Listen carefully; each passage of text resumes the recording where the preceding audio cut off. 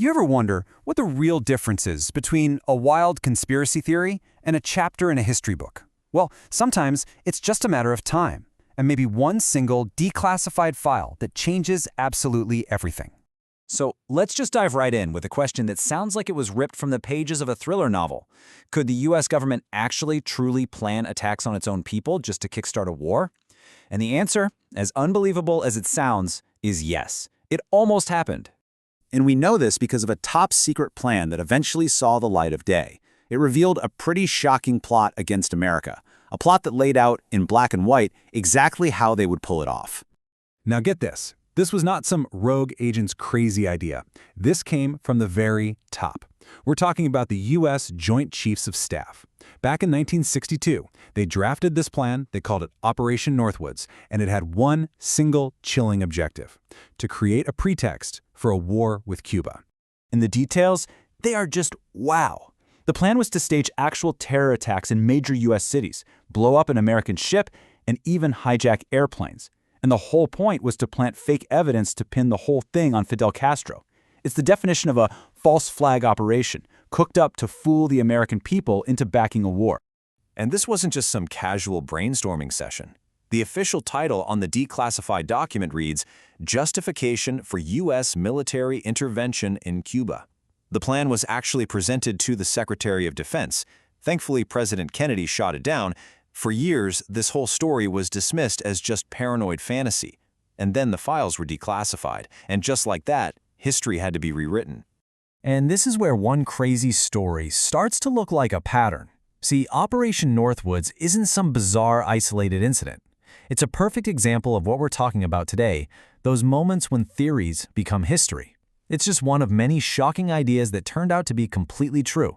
Now, let's be really clear. We're not just talking about wild speculation or internet rumors here. For our purposes, a proven conspiracy has a really strict definition. It's a theory that has been confirmed by official sources, through their own declassified documents, congressional investigations, or whistleblower testimony, hard evidence. So when you start to line these cases up side by side, you see this repeatable pattern emerge. It's kind of like they're all reading from the same script. Let's call it the deception playbook. It almost always plays out in these 4 steps. Step 1, some secret government program gets started. Step 2, someone, maybe a journalist or a whistleblower, brings it to light. Step 3, the official response is always a flat, angry denial. That's ridiculous. It never happened. And then, step 4, years, sometimes decades later, the papers get declassified and the truth finally, officially comes out. And this 4-step pattern, it isn't just a theory either. Let's take a look at how this exact playbook has been used time and time again with some of the most infamous conspiracies in modern history. You remember those old stories about the CIA doing mind control experiments? For years, that was considered pure fiction. Well, that was Project MKUltra. And then, in 1975, a congressional investigation confirmed it all. The agency had in fact been dosing unsuspecting American citizens with LSD. Theory meet reality. Or how about the idea that the FBI was illegally spying on activists? That was a program called COINTELPRO. In 1971, somebody leaked the files and it exposed the FBI's secret campaign to disrupt and neutralize political groups, including trying to blackmail Martin Luther King Jr. into taking his own life.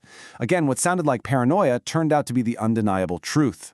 But this playbook, it isn't just about spies and secret plots. Sometimes when the truth finally comes out, it's so much more tragic than the original theory ever was.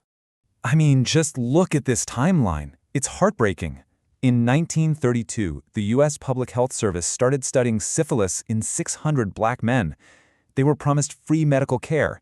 But here is the absolutely unforgivable part. By the 1940s, penicillin was the standard effective cure, and it was deliberately withheld from these men, just so researchers could watch the disease take its course.